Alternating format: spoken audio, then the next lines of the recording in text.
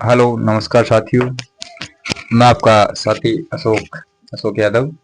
जिस प्रकार साथियों आपको पता है मैं क्रांतिकारी पे बुकें लिखता हूँ और युवाओं को क्रांतिकारियों को बताता हूँ उनके बारे में, जो भी अपने इतिहास में क्रांतिकारियों की महत्वपूर्ण घटनाएं हुई उनके बारे में बताता हूँ।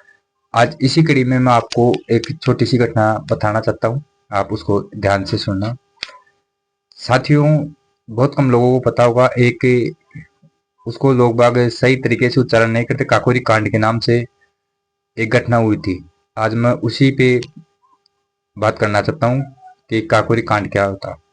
दोस्तों, मेरा आपसे सबसे आग्रह है कि सबसे पहले तो मेरा कहने का मतलब ये है कि हम इसको काकोरी कांड नहीं बोलते, हम इसको काकोरी रेल क्रांति बोल सकते हैं। आज से पहले पता नहीं बहुत लेखकों ने इनके बारे में लिखा है, लेकिन पता नहीं क्यों न्यूज के अंदर ऐसे चल गया कि ये काकोरी कांड है। कांड एक गलत शब्द मेरे हिसाब से तो। हालांकि ऐसे कामों के लिए कांड का इस्तेमाल नहीं होना चाहिए, तो हम यहाँ पे अ, उस क्रांति को संबोधन काकोरी रेल क्रांति के नाम से करना चाहते हैं। अब ये क्यों हुई, कैसे हुई, इसके बारे में प्रकाश डालना चाहता हूँ, आपको थोड़ा बहुत बताना चाहता हूँ। दोस्तों, जिस प्रकार मैंने पहले वीडियो में बताया कि अपने एक चंद्रशेखर आजाद साहब, भगत सिंह साहब, राजगुरु साहब, राम प्रसाद बिस्मिल साहब, करतार सिंह सराफा साहब, और कहने का मतलब है सभी क्रांतिकारी, राम प्रसाद बिस्मिल साहब, ठाकुर रोशन सिंह साहब, राजेंद्र लाडी साहब, सबने मिलकर एक पार्टी बनाई थी, एचएसआर। तो वो पहले एचआरए थी। उस पार्टी के 10 क्रांतिकारियों ने मिलकर इस क्रांति को अंजाम दिया था, उसी के मैटर में आपसे बात करना चाहता हूँ। काकोरी क्रांति क्यों हुई, पहले तो आपको बारे में उसलिए बताना चाहता हूँ मैं, ये क्यों हुई और इसमें क्या हुआ क्या नहीं हुआ, जो बताता हूँ मैं। सभी साथियों को आपको पता है, जिस प्रकार से भाई क्रांति करने के लिए क्रांतिकारियों को पहले क्या करते थे, क्रांतिकारी कोई भी क्रांति करने के लिए सबसे जो मेन काम होता है वो है धन जुटाना, क्योंकि धन के बिना कोई क्रांति नहीं हो सकती, पैसे के बिना कुछ नहीं हो सकता। ये उस टाइम भी था और आज भी है। पैसा सब कुछ तो नहीं, लेकिन बहुत कुछ होता है, क्योंकि क्रांति को जीत रखने के लिए खर्चा भी लगता है, खाने पीने का, क्रांतिकारी को रहने का, हथियारों का, पंपलेट छपाने के कई खर्चे होते थे क्रांतिकारियों के। तो इसलिए वो क्या करते थे कि किसी बड़े जमींदार को उनको लूटते थे। इससे क्या हुआ कि क्रांतिकारियों की छवि बहुत खराब हो गई। कई लेखकों ने उनको आतंकवादी लिख दिया। कई देश के जो बड़े उस टाइम के बड़े लीडर थे उन्होंने आतंकवादी इनकी छवि को आतंकवादियों की तरह पेश कर दिया।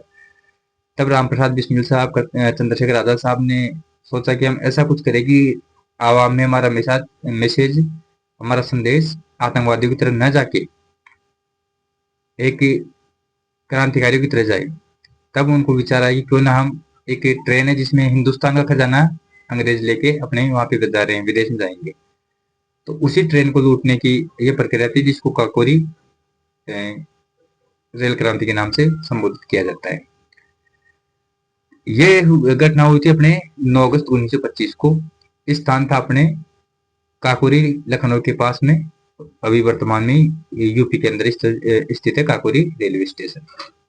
वहां पे क्या हुआ, जब क्रांतिकारी को पता लगा कि अंग्रेज अपना खजाना लूट के लेके जा रहे हैं, तो अंग्रेजों से वही खजाना छिपा अपने ही खजाना, तो उसी खजाने को कहने का मतलब छीनने के लिए क्रांतिकारियों ने इस घटना को अंजाम दिया। इसमें 10 क्रांतिकारी, ऐसे सारे पार्टी के 10 क्रांतिकारियों ने हिस्सा लिया, जिनका नाम है अपने आदरणीय चंद्रशेखर आजाद साहब थे, ठाकुर रोशन सिंह साहब थे, अशफाक उल्ला खान साहब थे, राजेंद्र नाथ लाडी साहब थे, ममनाथ गुप्त थे, राम दुलारी जी थे,